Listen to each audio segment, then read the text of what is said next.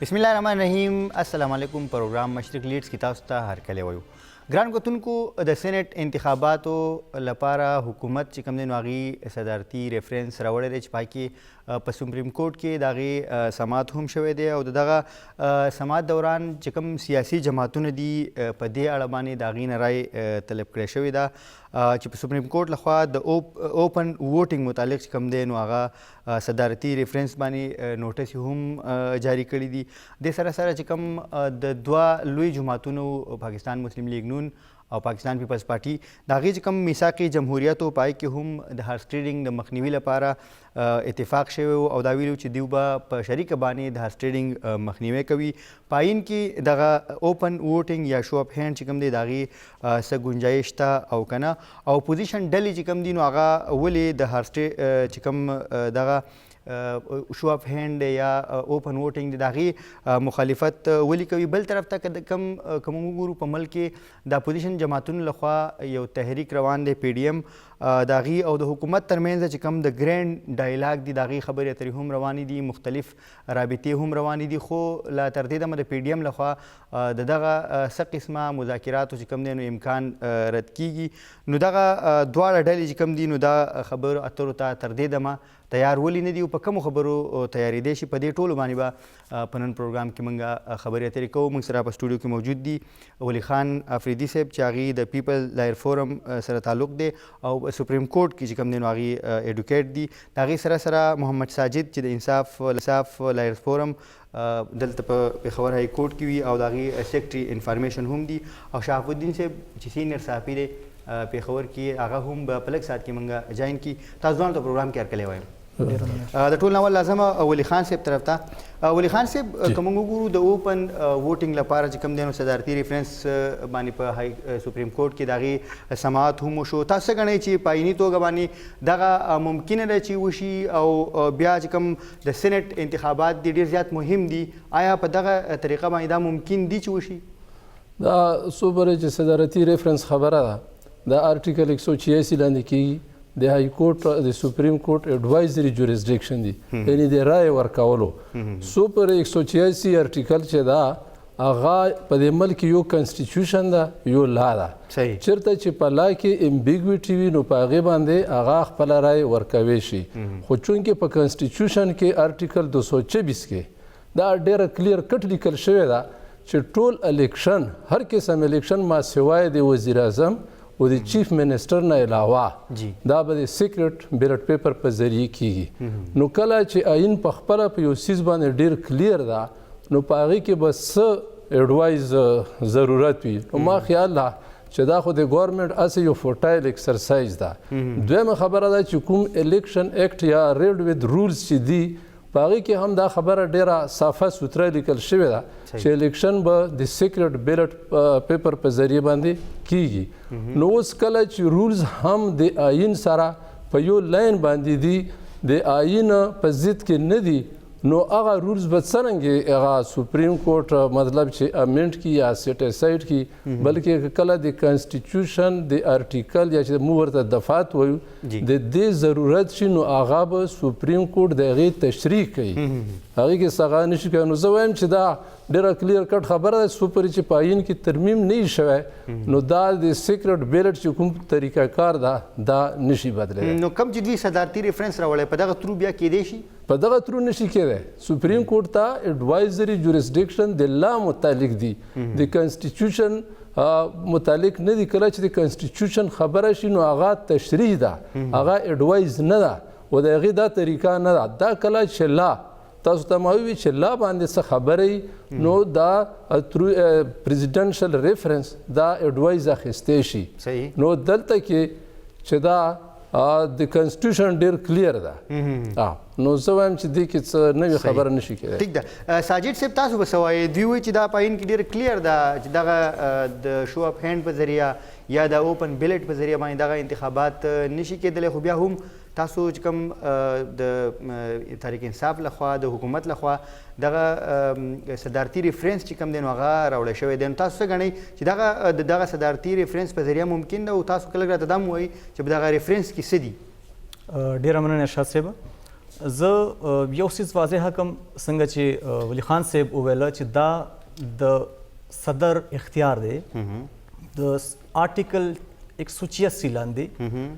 چې کله هم داسې یو ایشو راشي چې ګورنمنټ په هغې باندې د سپریم کورټ ریفرنس د هغې په کلیرټي پکار وي انټرپریټیشن پکار وي صحیح نو بیا صدر سره د اختیار دی چې هغه 186 لاندې ریفرنس ولیږي اوس تر کومه پورې چې د سیکرټ بیلټس خبره ده او د شو اف هینډ خبره ده نو دوه څیزونه زه تاسو ته واضح کوم د آرټیکل 226 لاندې طریقه کار واضح دی د ټول الیکشنز څونه چې ډیپټي سپیکرز دي سپیکر نیشنل اسمبلی دي چیرمین سینټ دی چیف منسټرز دي وټ ایور چې څومره دي خو سیکشن 122 of the election act 2017 هغه ډیر کلیر دی په دې سیس باندې صحیح په 226 کې د سینیټرز د الیکشن د طریقه کار واضح نه دی دا چرته دی جی دا طریقه کار واضح دی جی په سیکشن 122 الیکشن ایکٹ 2017 لاندې صحیح هلته دا وایي سب کلاس 6 کې چې الیکشن بعد د سیکرټ بیلټ پیپرز په ذریعه کیږي د سینټ د پاره صحیح چې دا غوي بیا هلته طریقه کار هم واضح کړی دی ټوله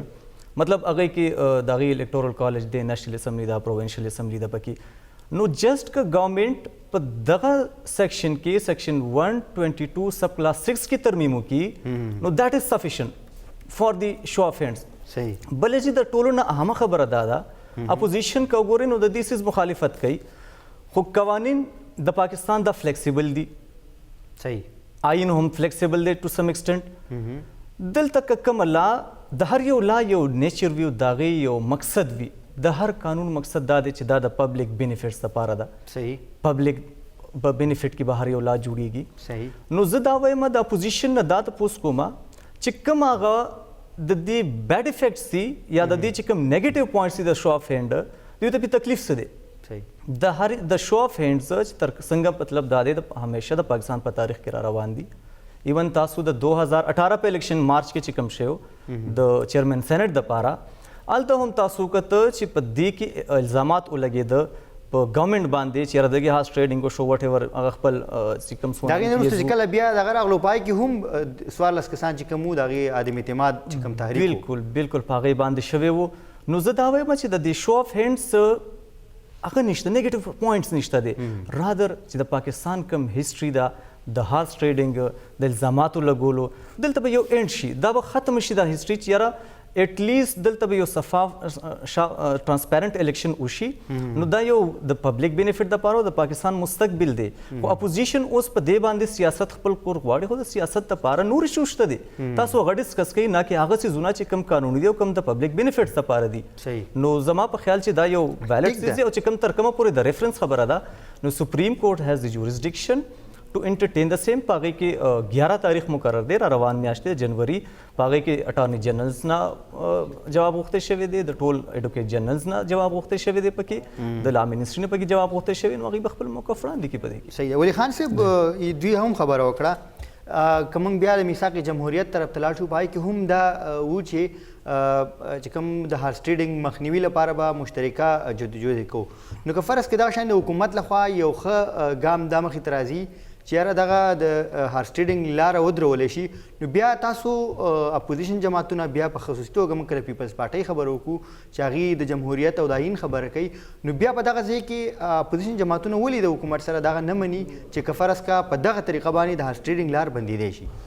خبره دا ده چې سیکرټ بیلټ پیپر په دې پوینټ اف ویو سره راغلی و چې د کوم ممبر دا یا ووټر دا چې د خپل رای په ډېر هغه فری ذهن سره استعمال کړي و د ملک د بیسټ انټرست و د مخلوق د ترقۍ دپاره استعمال کړي خو د بدقسمتۍ نه دغه رای ته ځنه قوتونو د خلک پرې نه خولو او هغه طریقه چې کوم د خلک مجبوره کړو تاسو وایئ چې دا مطلب چې شو اف هینډ زه نن هم په دې یاریږم که شو اف هینډ شي چې کوم قوتونه نه غواړي نو دغه ممبران به څوک به ایبسنټ شي څوک به بیماران شي څوک به چېرته لاړ شي څوک به چېرته او هغه چې کومه رای شماري وي د هغې نه به محرومه کړي موږ ته بنیادي نقطه کتل پکار ده چې کومې وجې او کوم حالات دي چې دغه سیکرټ بیلټ پیپر په ذریعه هم د ما و تا ممبر مجبوره کېدی شي او خپله رای اظهار نشي کوی نو موږ دا غواړو چې په دې ملک کې دا کنټرول ډیموکراسي نه وي په دې کې دا کولاو ډیموکراسي وچلیږي نو که چیرې یو ځل یو ممبر غلطي وکړي خرڅ شي نو آینده به هغه پارټي هغه ته به ووټ نه ورکوي نو په دې طریقې به یو پیوریفیکیشن به وشي او آینده به چې چا خپل ووټ غلط استعمال کړی نو پارټي به هغه ډسکریج کړي نه کې دغه شانتې شو اف هینډ بل دویمه خبره دا ده ټیک د ولی خان صاحب تاسو خبرې به جاری ساتو خو ګران کوتونکو موږ سره پروګرام کې د میټیم د وړو دمل واپس راځو موږ سره اوسئ.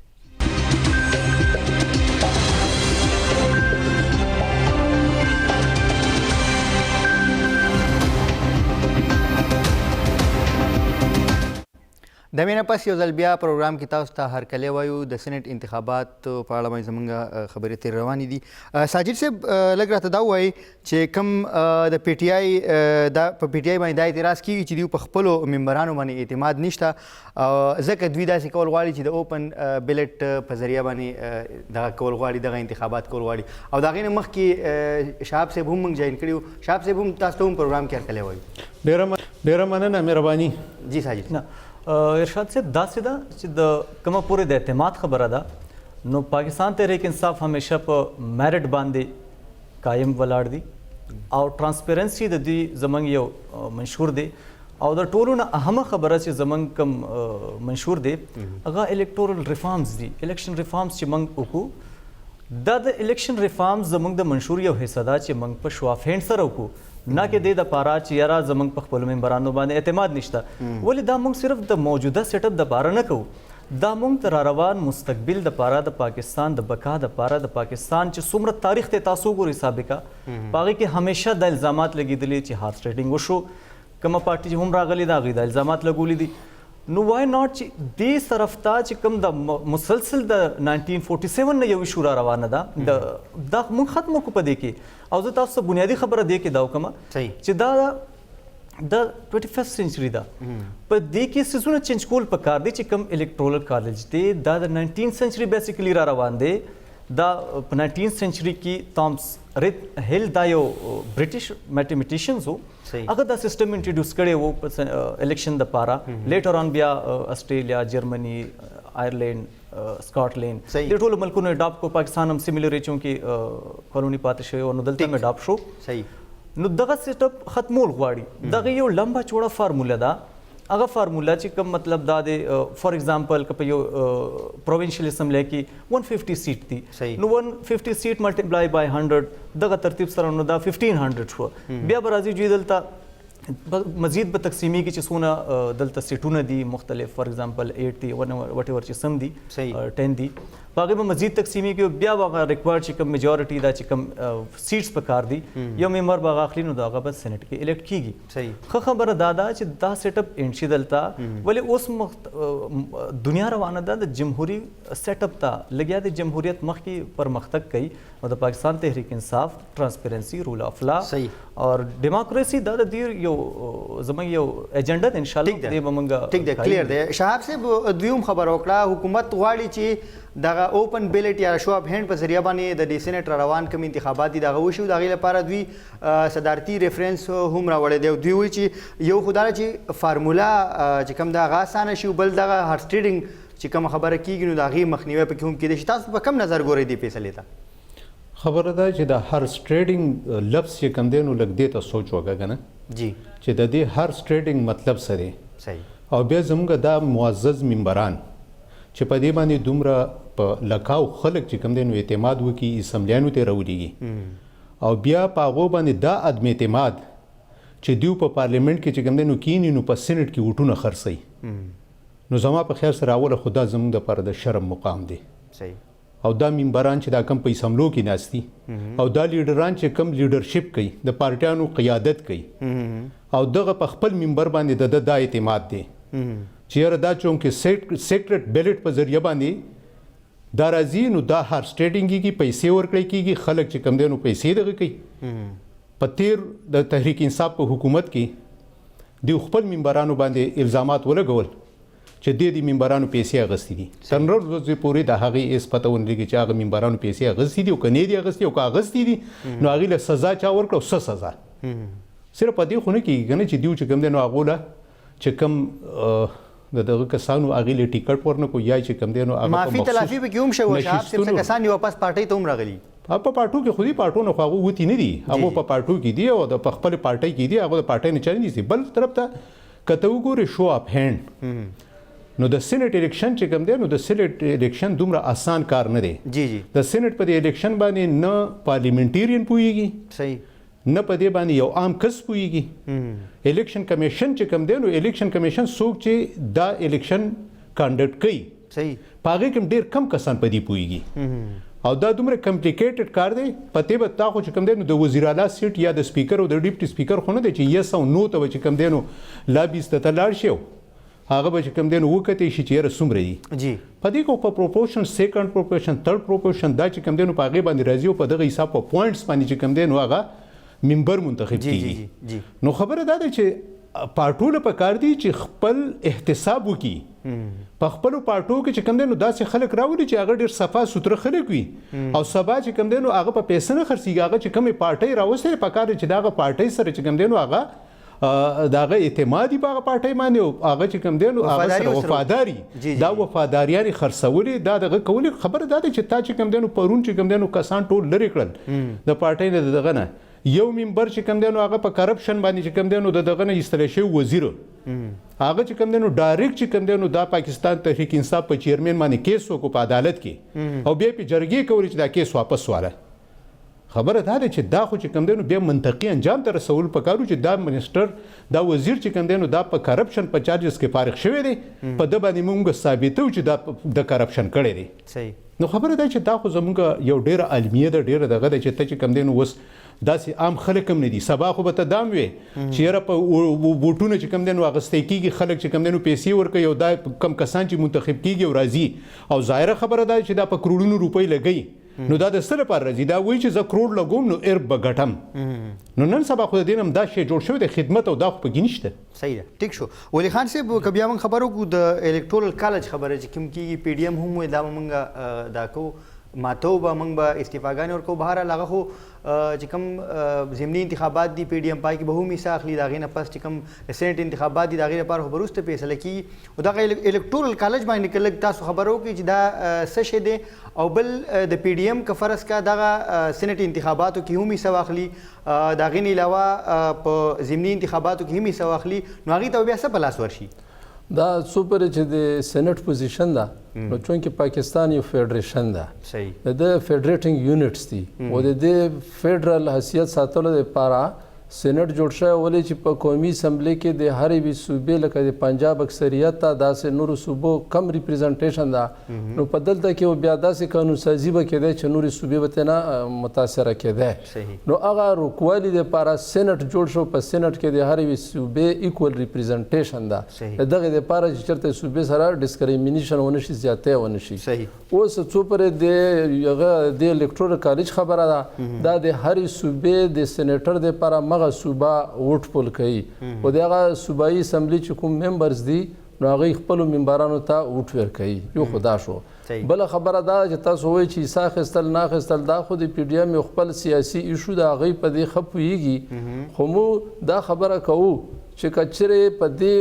ضمني انتخاب کې حصه واخیستی شي یا په هغه کې سینټ الیکشن کې حصه واخیستی شي نو دا دومره خطرناکه خبره نه ده خطرناکه خبره د احتجاج به ورسره سره جاري وي او موږ به حصه هم واخلو دا بالکل د ټیک خبره ده بیا کله چې دوی په پوزیشن کې راشي او که دوی دا حصه وانخلي نو هغوی ته به فری فلو ورکي نو دغلته کې به اکثریت راشي بیا چې دوی خوښه ایون چې 18th امنډمنټ به دوی واپس واخلي کومې دپاره چې دوی وږي ناست دي او ټولې هلې ځلې د 18th امنډمنټ واپسي دپاره لګیا دي چې هغه د صوبو محرومي ختمه شوې هرې صوبې ته مطلب یو قسم خپل حق میلاویږي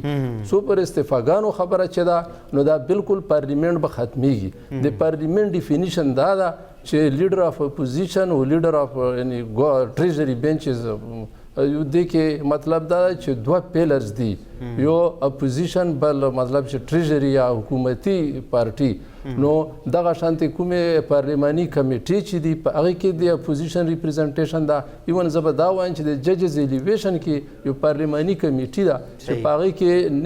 نصف حصه د اپوزیشن او د ارشاد صاحب چې ولی خان صاحب نو زه د چې ولی خان صاحب څنګه وایي چې یاره د Position- استعفاګانو سره به خبره کوم. د پارلیمنت ختمیږي خبره نو بیا خو ډېر آسان حل دی بیا راشي تاسو استعفاګانې استعفاګانې ورکړئ. ټیک شو، موږ استعفاګانو طرف انتظار راځم. کوو په دې سیز خبره باندې خو ما- چې تاسو راشي دیو خبرې استعفاګانې ته ورکړئ. دا خو ان شاء الله د پی ډی ایم لیډرشپ ډېر میچور ده هغه د وخت سره فیصلې کوي لکه چې اوس هم په حکومت کې غبرهټ شروع ده او روزانه د وزیر اعظم سره میټینګ کیږي او پای کې نور څه د پبلک ایشوز نه ډیسکس کیږي یا کې دا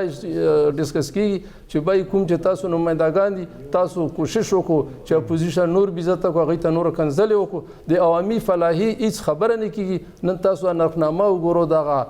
ان امپلایمنت وګورو ګرانی وګورو بیروزګاری وګورو په دې باندې ګورنمنت هیڅ خبره نه کوي صحیح ده. خو په پی ډی ایم باندې لګي ټیک نو ده. دا چې کله استعفاګانې ورکي د پارلیمنت وجود به ختم شي ټیک ده ټیک ده ساجد صاحب وی چې کله دوی استعفاګانې ورکړي نو د پارلیمنت وجود به ختم شي بیا دغه دومره ډیر په ټول ملک کې دغه ضمني انتخابات کول دا ممکن دي څنګه به کوي دا دومره انتخابات ولی خان صاحب په یو ټیم باندې د پی ډی ایم دوه نظریې وړاندې کوي یو طرف ته وایي چې یاره موږ استعفاګانې ورکوو بل طرف ته وایي چې نه موږ استعفاګانې خو نه ورکوو فی الحال موږ د مشاورت الیکشن به دپاره کیږي، ځو مشاورت دپاره به ځو نو زه خو تاسو راشئ استعفاګانې ورکړئ چې دا سیټونه وزګار شي دا قوم هم لږ فارغه شي دا پی ډي ایم دا ډرامه دا ختمه شي دلته اینډ شي تر کومه پورې د استعفاګانو خبرې ده نو الیکشن ایکټ 2017 دا ډیر کلیر دی په دې سیز باندې سیکشن 130 هغه دا وایي که کله هم د سینټ الیکشن وي او یو سیټ ویکنټ وي نو هغه ګراوند باندې ته دا الیکشن نشي کوېشن کولی چې یاره دا سیټ ویکنټ وو دلته الیکشن وشو لهذا دا ته چیلنج کا هغې باندې کلیر دی هلته څه ایشوز نشته په دې باندې نو زه دا وایم چې دوی څونه زر استعفاګانې ورکړي دا کوم به مزګار شي د دې نه دا چې کوم ایشوز جوړ کړي دي دا په مطلب په نان ډیموکراټیک ایشوز باندې دي راغونډ شوي دي او زه تاسو یو خبره کوم د پی ډي ایم دا څه نیشنل الاینس نه دی دا ټول د مفادو الاینس دی دوی ناست دي په مفادو باندې سیاست کوي لګیا دی هغه څیزونو باندې وکړي چې کوم کې واقع د دې ملک دپاره یو خیر دی د دې قوم دپاره پکې بقا ده د دې قوم کامیابي ده پکې تر اوسه پورې د پی ډي ایم د پلیټ فارم نه یو داسې ایجنډا نه ده راغلې چې هغه عوامي د دې د پلیټ فارم نه صرف چې کوم ایجنډې راځي هغه د دوی ذاتي ده اوس دوی په دې سوچ کې دي که موږ د سینټ نه استعفا ورکا خو پارلیمنٹ کې به د په سینټ کې به د پاکستان تحریک انصاف کمپلیټ میجورټي راشي ولی تقریبا 52 سینیټرز اوس ریسنټلی په 5 مارچ باندې ریټایر کیږي نو په 6 باندې ایکسپیکټډ چې الیکشن وشي پی دی اوس په دغه سوچ کې دی چې کومنګ دلته نه استعفاګانې ورکو د سېنات چې کم پوزیشن دی چې کم د سپیسیفیکلی پکې د نون لیگ میجورټي دا هولډ به د دې ختم شي او چې کله مطلب دا هولډ ختم شو نو پاکستان تحریک انصاف ته به په سېنات کې میجورټي راشي چې کوم لیجسلیشن دی ډېر آسان شي ورته خو دې اوس په دې سوچ کې دی چې کومنګ مطلب الیکشن ته ځو نو الته په سېنات کې پاکستان تحریک انصاف په میجورټي کې راځي که موږ الیکشن ته نه ځو نو ګراوند ورته خالی کیږي موږ به عوامو ته سړو دا د اخیری پتی دی خو زما په خیال چې دی بې وخته لګیا دي هسې هغه خپل ټایم هم ضایع کوي د قوم ټایم هم ضایع کوي او قوم هم چې کوم دی یو کشمکش کې او یو هغه کې مبتلا ټیک ده شهاب صاحب څنګه چې دوی دواړو خبره وکړه چې د استعفاګانو که فرض کا دی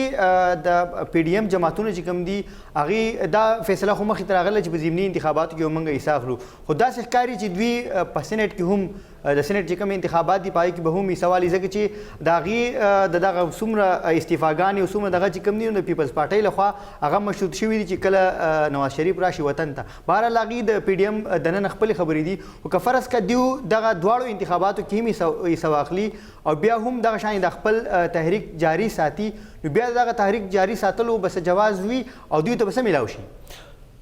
اګوره ارشاد خان دا په پی ډي ایم او پی ټي آی د دیو تقریبا لکه ساجد خبره وکړه چې د دیو پی ډي ایم سره د عوام د مفادو هیڅ قسمه سناره نشته عمران خان چې په ډي چوه کې ناسو نو هغه ټول د عوام د مفادو نارې والي بجلی بیلونه سیزل وي د بار نه چې کم دی نو چې کم خلک پیسې را لګوي په بینکونو یې راونه لګوي چې دا ملک ډیپارټ شي تاسو چې کم دی د ګیس بیل مه داخلوئ دا چې کم دی نو که ګراني راشي نو پوه شي چې د ملک وزیر اعظم غل دا ټول د عوامو د مفادو خبرې هغه کولې شهاب صاحب ټیک شوله اوس چې کوم دی اوس پی ډي ایم راغلی دی پی ډي ایم او پی ټي آی کې فرق ځکه نشته چې د پاکستان پیپلز پارټۍ په سند کې حکومت دی هلته خیر خیریت دی داسې د پی ټی آی په وخت کې دوی چې کله درنې ورکولې صحیح نو عمران خان وی استعفاګانې راوړی نو د استعفاګانې د غین اغستې خو د خیبر پښتونخوا اسمبلی کې چې حکومت نو دلته غږ نه کاو ځکه چې دلته حکومت صحیح نو اول خو په کار دا و چې دلته کې څنګه چې ساجد وای چې یاره زر چې کم دین استعفاګانې ورکړي چې دا قوم چې کم دین وزګان شو په کار دا دی چې هغه هم دلته زر استعفا ورکړي وي د خیبر پښتونخوا حکومت ختم شوی وي بیا به په قومي اسمبلی کې نو نه د خیبر پښتونخوا حکومت استعفا ورکول په قومي اسمبلی کې چې استعفاګانې ورکړي وي هغه لاړ خو په قلارې واپس واغستو بیا را لپاره اسمبلی کې کېناستل نو د دیو د دواړو ایجنډا خو تر دغه استعفاګانو په حد پورې چې کم دی د پی ټی آی او د پی ډی ایم یو غونډه کې حساب روان دی بل طرف ته دغه عادت چې دا پی ډی ایم خکته پی ډی ایم پورته څومره چې ګوري دا شوګانی چې شروع شي د پاکستان تحریک انصاف وزیران راوځي ایم ان ایز ایم پی ایز راوځي او کینی او دغه یو خبره کوي چې پی ډی ایم د ملک وزیر اعظم چې کوم دینو د پارټي ترجمانان چې کوم دینو راوړي هغه وی چې پی ډی ایم ل چې کوم دینو ډېر سترونګ جواب ورکړي مضبوط جواب ورکړي دغه ورکړي دا نشته لکه ساجد سی وی چې د پی ډی ایم سره د ملک د عوامو د اغي د خیر ښېګړې د لپاره سمنسوبي س ایجنډا صدا غو سره نشته صحیح ساجد صاحب د دا وی چې تاسو سره کوم ایجنډا ده خبره ده چې تاسو چې کوم دینو کوم منسوبه وکړه خو اغي جلسه کوي سبا چې کوم دینو پی ډی ایم جلسه ده چې پی ډی ایم جلسه وشي نو داغه نه پس په چې کوم دینو نمبر په نمبر منستران راځي او ټي وي ټاک شوز او په دغه کې پریس کانفرنس به شوري او دغه شوري پاغي کې بکینی او اغي له باغ جواب ورکړي دا نشته چې د ملک ګرانی به څنګه ختميږي د دې ملک چې کوم دینو د خیر ښېګړې کارونه به څنګه کیږي د ترقۍ کارونه به څنګه کیږي دا قبایلی ازلا چې کم زم شوی دي دا غو سره چې کوم وادي شوی دي دا غي وادي به سو پوره کوي نو خبره ده چې دا ټول چې کم دینو ک پی ډی ایم دی او ک تحریک انصاف ته دا سیاسي خلک بس عوام له دوکي ور کوي په یو طرف او په بل طرف دوکه کوي او عوام دی ورپسې دي چې یاره بس دا چې کم دینو خسړې ده د ډېری خې خبرې دی او ډېر دغه دي هغه د خو خبرو خلک هغه خلکو ولید او د بدو خلکو هغه خبرې دا ولید چې چا چې کم دینو د دې عوامو د لپاره سو کړل نو خبره چې دا نشته بس دغه یو غنټه دا مونږم کېناستو یو غنټه به خبرې وکړو خبره دغه د وکیل صاحب چې کم دینو ولی خان صاحب هغه خبره وکړلې هغه چې کم دینو د پی ډی ایم خبره کوي چې پی ډی ایم استعفاګانی ورکی دا به چې کم دینو بحران پیدا شي نه استعفاګانی شته دي چې استعفاګانی ورکړي بیا په ضمني انتخاباتو کې الیکشن کې حصہ ولې اخلي نو خبره ده چې دا ټول چې کم دینو سو کم چې کم دینو د عوامو د لپاره مخلص په دې ملک کې په نظر نه راځي کپ چرته غیبی چې کم دینو راشي او د ملک د عوامو د مفاد او د دیو سپیسلی وشي بګنی الله دې رحم وکړي ټیک دی جی ګرانو کتونکو خبرې اترې به زمونږ روانې وي خو اخلو وړه شانتي دما واپس راځو موږ سره اوسئ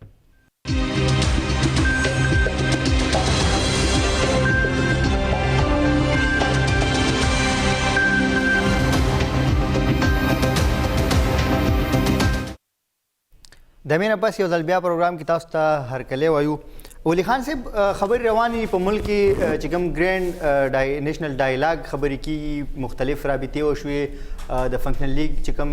دوراني صاحب دی د هغې اول د مولانا صاحب سره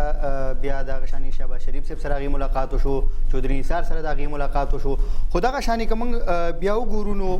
دغه خبرې اترې روانې وي خو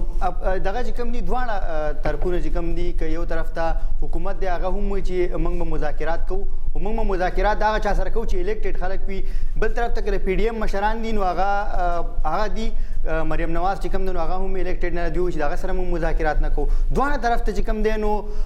دغه خبرې نه کېږي او کومه ګراني چې کوم ده شهاب صاحب هم هغې طرف ته ذکر وکړو د هغې عوام چې کوم دي د هغې نه ډېر زیات متاثره دي نن سبا نو د حکومت سره که یو طرف ته هغې هم خبرې نه کوي د هغې دغه ذمهواري جوړېږي خو بل طرف ته د اپوزیشن جماعتونه چې کوم دي هغې ولې دومره سخت دي چې خبرې اترې نه کوي ځکه چې دلته عوام چې کوم دي متاثره کېږي عوام نو عوامو لپاره بیا ستاسو سره څه دي تاسو پرې چې نیشنل ډایلاګ خبره ده نو دا هغه چاته پکاره چې هغه سیریس خلک هغې د خپلې خبرې پابندي کوي نو د بدقسمتۍ نه موجوده حکومت کې داسې خلک دي چې هغې سره د خپلې خبرې څه احساس نشته 10 منټه مخکې به خبره وکړي چې مو انویټیشن ورکړه بیا 10 منټه پس به هغې تردید کوي بیا خپل چې کوم ګاډې ده ګالی کلوچ والا او بیا راشي بیا به هغه انسلټ کوي نو داسې خلکو سره خبرې کول خو په خپله باندې خپل ځان بېزتي ده بله خبره دا ده چې موږ کتلی چې کله ګورنمنټ وي نو ګورنمنټ داسې موقع جوړوي چې خلکو ته اپروچ وکړي ورشي ورسره خبرې وکړي بدقسمتي نه دلته کې ګورنمنټ په یو طرف باندې خپل شکست منلی ده چې د دراني صاحب غوندې په شکل کې خلک کاسته وي چې لیډر اف د پوزیشن سره خبره وکړه پی ډي ایم لیډرانو سره خبره وکړه بل طرف له د هغې ډینایل کوي چې دا نه ده استولی نو دا دغلي پالیسي خو نه چلیږي د دې نه علاوه کم قوتونه چې په دې ملک خپل ځان یو ضروري فریق ګڼي د ملک په دې افیرز کې انوالومنټ ده او هرې معاملې باندې مداخلت کوي هغو قوتونو ته پکار ده چې بغیر د چا د وینا د چا د اپروچ هغه رول دوی پلی کړي کم رول چې دوی د جعلي حکومت جوړولو کې پلی کړی ده او دغه مطلب چې عوامو په وټ خو دا خلک نه دي راغلي ما یو ایم پی ای ما په دې سترګو نه دی لیدلی چېرته ووټر ته نه ده راغلی او ټولو نه زیات وټونه هغه اخیستي دغه شان ټول ملک دا کیسه ده او ټول پی ډي ایم بلکې د پاکستان عوام په دې نتیجه رسېدلي دي چې دا د خلکو نمایندګان نه دي کله چې د خلکو نمایندګان نه دي نو هغوی ذمهوار نه دي هغوی سره پاور نشته هغوی سره احساس نشته د دوی سره خبرې کول نو ما خیال ده چې دا څه فایده نه کوي بجای دی چې کومو قوتونو دا راوستی هغه قوتونه په خپلې طریقې باندې چې په کومې طریقې راوستي دي په هغې طریقې باندې په ښې صحیح طریقې باندې فارغ کړي لکه چې کوم اوس دوی ورته اتحادي وایي خو هغه دوی په راټیچ کړي ایم پی ایم تاسو وګورو هغه روزانه دوی نه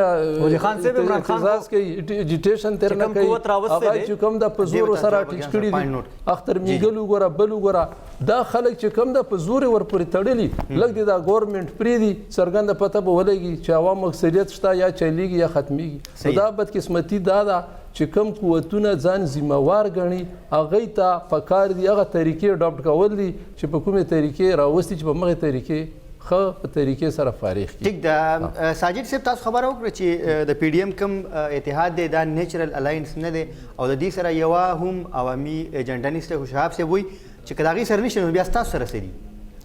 ګورئ جی موږ خو همیشه د ملک او قوم دپاره د ګورنمنټ چې څومره مطلب سابقه ګورنمنټونه تیر شوي تاسو وګورئ د دې کارکردګي وګورئ پاکستان تحریک انصاف وګورئ او د تیر شوي حکومتونو کارکردګي وګورئ زمونږ چې کوم ایجنډا د تاسو وګورئ ریسنټلی کیپی ګورنمنټ د هیلث په سیکټر کې د پاکستان د تاریخ د ټولو نه لویه منصوبه اناونس کا هر یو چې کوم باشنده دی مستقل د پاکستان د خیبر پختونخوا 10 لک روپو پورې هیلث انشورنس هغه ته ملاو شو دا ولې غریب خلکو ته دا نشته دا جی موږ په خپله فیل کړي دي موږ په دې علاقو کې فیل کړي دي چې کله غریب خلکو سره پیسې نه هغې څنګه علاج به کېږي ټیک ده د ټولو نه لوی خو دا ده بل بلین ټری تاسو وګورئ دا یو لویه منصوبه ده چې د دې اعتراف په انټرنیشنل سطح باندې شوی دی که اپوزیشن یې نه ایکسپټ کوي دا د هغې خبره ده اپوزیشن په یو سنګل ایجنډا باندې دی چې مې نامه نووالی پالیسي دی اختیار کړې ده نو په هغه باندې کار نه کیږي تاسو اپوزیشن راشي کینئ خو د کرټیسزم دپاره نه کرټیسزم وکړئ د تعمیر دپاره د تنقید دپاره مه کوئ چې صرف موږ به مطلب دا دی یو څیز نیګیټیو طرف ته بوځو تاسو وګورئ د پاکستان تحریک انصاف ډېرې داسې منصوبې خصوصا د سابقه زه تاسو ته ارشاد کوم یو څیز نوٹ کوم نو مهنګایي ګوره دا خو یو انټرنیشنلی یو فیکټر دی د کرونا وایرس په ترو باندې ټول دنیا ولاړه ده ایکسپورټ امپورټ دا سیزونه تقریبا د دې ایکسپورټ امپورټ د وجې نه مهنګایي ده اف کورس دا راځي په ټوله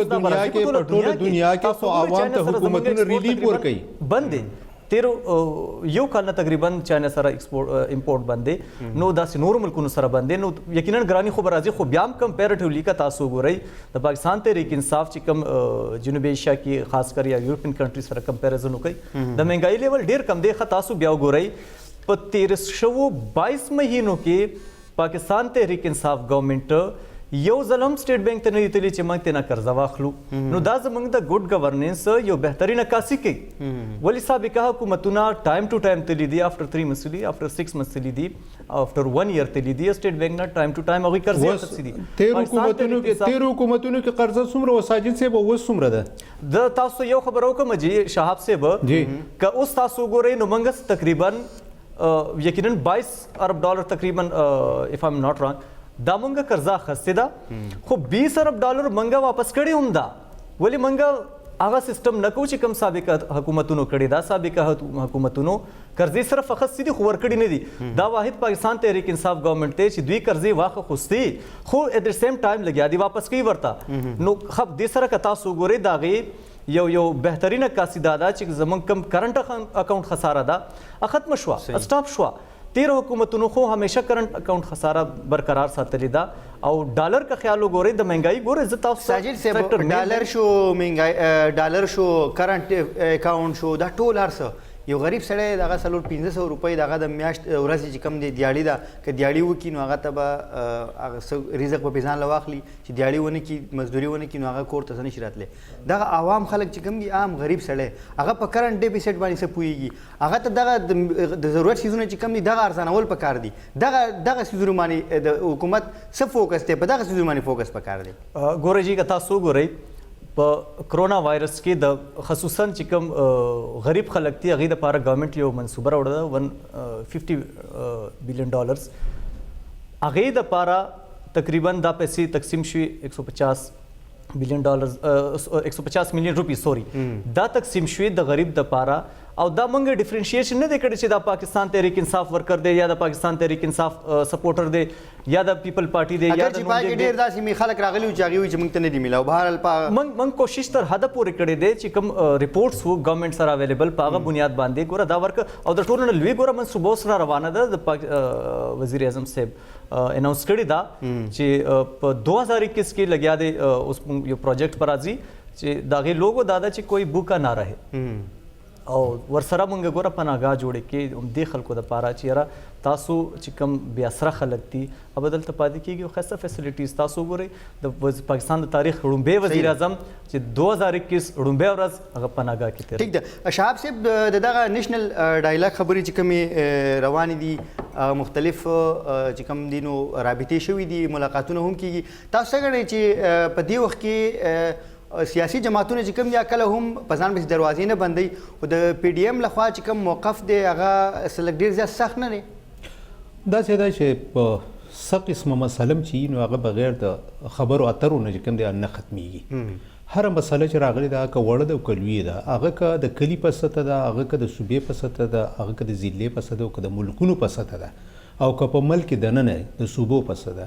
هغه خبرې چې کوم دي نو هغه په خبرو اترو باندې حل کېږي داسې نه کېږي چې یو بل وایي خبره دا ده چې عمران خان راوتی او هغه چې کوم دی 106 ورځې ناست و همدغه چغې والي دغه کول د نواز شریف حکومت روانو ملک عوامو ته نقصان روانو کېدو نه د عمران خان چې کوم دی نو څه نقصان او نه د نواز شریف څه نقصان او نه د زرداري او نه د بلو د عوامو نقصان کېدو هغه نقصان روانو کېدو هغې کې هم چې کوم دی نو هغه نقصان را روانو اوس چې کوم دی نو پی ډي ایم چې څه کوي نو دا احتجاجونه دا د مسلې حل نه دی د مسلې حل هم دغه دی چې کینی په خبرو اترو باندې دا خبره سر ته ورسوي د هغې غټه وجه دا ده چې که نن چې عمران خان چې کوم دی نو پی ډي ایم هغې ته سلیکټډ وزیر اعظم و چې دا سلیکټډ دی چلو هغه که سلیکټډ دی کار څنګه دی هغه راغلی دی اوس وزیر اعظم خو دی که نه اوس پی ډي ایم چې کوم دی نو د احتجاجونو په ذریعه باندې وایي چې دا حکومت به مونږ ختمو اوس فرض که د 2021 کې دا حکومت ختم شو او دوباره انتخابات کېږي او د انتخاباتو په نتیجه کې چې کوم دی نو هغه ټول دنیا ومنله چې ښه ټیک ټاک انتخابات وشو د انتخاباتو په نتیجه کې چې کوم دی نو ښه جمهوری حکومت چې کوم دی نو هغه برسر اقتدار راغی خو بل ورځ چې کوم دی نو سیاسي جماعت که هغه پی ټي آی که بلي اپوزیشن کې چې کوم بیا څوکي هغه پسې چې کوم دی نو 6 میاشتې پس راوځي چې زه د حکومت نه منم د دې خلاف چې کوم دی نو احتجاج شروع شو دغه شروع شو هغې هم هغه انتخابات نه مني بیا به چې کوم دی نو څه کېږي خبره دا چې دا به هم دغه شان رواني لکه مخکې چې څنګه حکومتونه به راتله هغې به 2 کاله چې کوم دی نو پوره کړي نه وو دلته به چې کوم دی نو سیاسي جماعتونه راووتل په منځ کې به مارشاله راله هغه به د مټایان به تقسیم شو څو ورځې پس به بیا احتجاجونه شروع شو چې یاره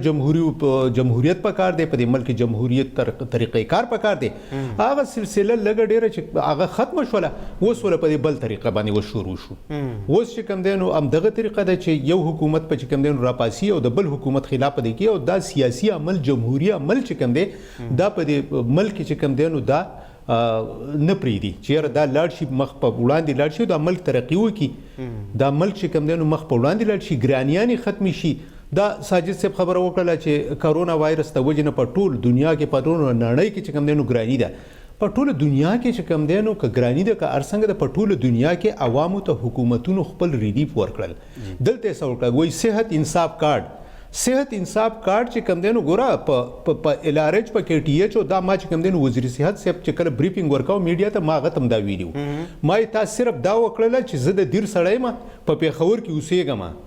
یا د مومندو سړی دی په پېښور کې اوسېږي هغه چې کم دی نو به راغی دلته به پېښور کم هسپتال ته چې ورغی هغه به علاج وکړو اوس چې کم دی نو چې هغه هلته کې ورځي شناختی کارت خی ستا شناختی کارت خو د دیر دی ستا د مومندو دی ستا د وزیرستان دی لاړ شالته په خپل هسپتال کې علاج کوه ته به هلته ځي د هغه ځای نه به ډاکټر تا ریفر کوي نو بیا به راځي دې هسپتال ته فایده څه وشوله ته ماته دا ووایه مخکې چې کوم دی نو علاج څنګه و هر هسپتال ته به سړی ورتلو په دغه ایمرجنسي کې په دغه کې علاج مفت و اوس ته ایمرجنسي ته ورشه ځه مفت علاج وکړه خبره دا ده چې اډمټ مریض په هسپتال کې به داخلېږي هله به ستا د 10 لکو روپو علاج کېږي چې ته داخل نه یې ته OPD ته ورځه ته ایمرجنسي ته ورځه ایمرجنسي کې به ستا مریض پروت وي په وینو کې او تا ته وایي چې لاړ شه د بازار نه چې کوم دی نو ډیکډران راوړه د بازار نه چې کوم دی سرنج راوړه د بازار نه ډریپ راوړه دا راوړه خبره دا چې فایده څه وشوله دا خو چې کوم دی نو ګوره داسې کارونه دي دا د سوشل میډیا چې کوم دی نو دور دی او په سوشل میډیا دا هر څه چلیږي خلک دوکه کیږي خلکو له دوکې ورکه کیږي دا چې کوم دی نو یو دغه روان دی چې حکومت چې کوم دی نو خلکو له دغه ورکو په خیبر پښتونخوا کې چې کوم دی نو خلک ډیر خوشاله دي هغې ته چې کوم دی نو صحت انصاف کارت میلاو شو هغې ته چې کوم دی صحت سهولتونه میلاو شو او نورې صوبې ته پاتې شوي دا به په ټول پاکستان کې دا خبر تاسو وینئ څنګه چې MTI چې کوم دی نو په دې صوبه کې راوستو او هغه په ذریعہ باندې چې کوم دی نو په خپل ومنله چې دا شی ټیک نه دی بیا چې کوم دی نو په ایکټ کې بیا تبدیلی کوله چې دا د حکومت سره صحیح اختیار چې کوم دی نو په دغه ځای کې پکار دی او دغه MTI و چې تا خیبر ټیچینګ هسپتال کې وکتل په تاریخ کې مونږ چې پیدا شوي د 10 کالونو په دې پېښور کې صحافت کو چرته مونږ نه دی لیدلی چې د اکسیجن د لاسه چې کوم دی نو په هسپتال کې مریض مړ شو د دې حکومت په دوران کې په اول ځل باندې د اکسیجن د لاسه دومره خلک په حق پرستی د مړ شو سو شو ما کس د نوکرۍ نه پایلو کوم ما سړی سسپند کوم ما دی خوا کوم څه هغه چې د چا چې کوم دی نو هغه تاوان وشو هغه به دغه تاوان څوک ورکوي دغه بچی څوک بیرته واپس راوستی شي صحیح ده خبره خان صاحب دا احتجاجونه چې تاسو کوئ د PDM دا د په ذریعہ حکومت لی شي دا د مسلو حل دی ما د ملګری خو د حکومت ډیر صفت وکړه او ځین چې دومره ظالم حکومت په ټول عمر کې نه راغلی دا د غریب دشمن حکومت دی وایي چې ایکسپورټ امپورټ ته ماته وایه انډې کوم ځای کې ایکسپورټ امپورټ کېږي چې په 200 په 300 روپۍ باندې درجن شوي دا سبزیانې دا دوايانې چې په خپله ګرانې کړي دي غریب سړي دي پنچ نه یعنې ریچ نه هغه کړلې وښکلې اوس یو غریب سړی شوګر مریض دا بل دی کینسر وغیره نن ډسپرین نه میلاوي دلچسپه خبره دا ده چې دا وایي چې دومره د غریبو غمخوار حکومت ته نن تاسو د لاړ شو بازار کې ډسپرین نه میلاویږي بل ما ملګري وي چې حکومتونه ختمېدلو هغه یو ډاکټر و چې هغه 58 دوبي راوستې وه په عین کې ترمیم کړه او یک طرفه او د هغه سره دا پاور و چې ما حکومت ختم کړ هغه چې کومه د پیپلز پارټي د زرداري صاحب قیادت لاندې هغه ترمیم ټول ختم شو د 73 انچ هغه په اوریجنل فارم کې بیا ریسټور شو نو ان شاء الله اوس هغه اختیارات نشته ټاون دوبي لاندې اخري یو منټ ډیر سره ساجد صاحب نه تاسو کوم ساجد صاحب دوی خبر وکړه چې د انډي سبزیان چې کوم دي تاسو کم ځای نه امپورټ کوئ نه جی امپورټ خو نشته دی سیس کې خدای چې تاسو ګورئ اوس موسم ډیر یخ شو نو په دې یخ کې یقینا د دې هغه مانګ زیات شي هغه دور وجه باندې دا سيزونه ګرانې دي شي او دا یو مصنوعي بحران راغلی دی ولې که تاسو ګورئ نو زیات اړومبي ځل په پاکستان کې دا یخني راغلی دی زما په نه یخني اړومبي ځل نه راغلی خو ګوره د دې هر یو دلته دونه لوی مافیاز دي کاغه شمارل شروع کونو زما په خیال چې دا د ګنټه نه چې سبا ورځ پورې امدان ختميږي هر یو مافیا خپل کوشش کوي چې ګورنمنت ته په ست طریقو باندې نقصان ورسي دا هم یو مافیا ده لګیا دي ګورنمنت بدنامولو لپاره دا قدمونه اخلي ان شاء الله اوس نه څه کنټرول هم شو مهنګای کې تاسو ګورئ خاص کر KP ګورنمنت او بیا د وفاق د طرفه هم ډیر اچیومنټس ته بدې سکی ټیک د کلیر دی ډیر مننه محمد ساجد صاحب ولی خان افریدي صاحب شهاب الدین صاحب ګران کوتن کوم دې سره پروګرام ټیم سره ترسي اجازه وړو د الله پامان ثانک یو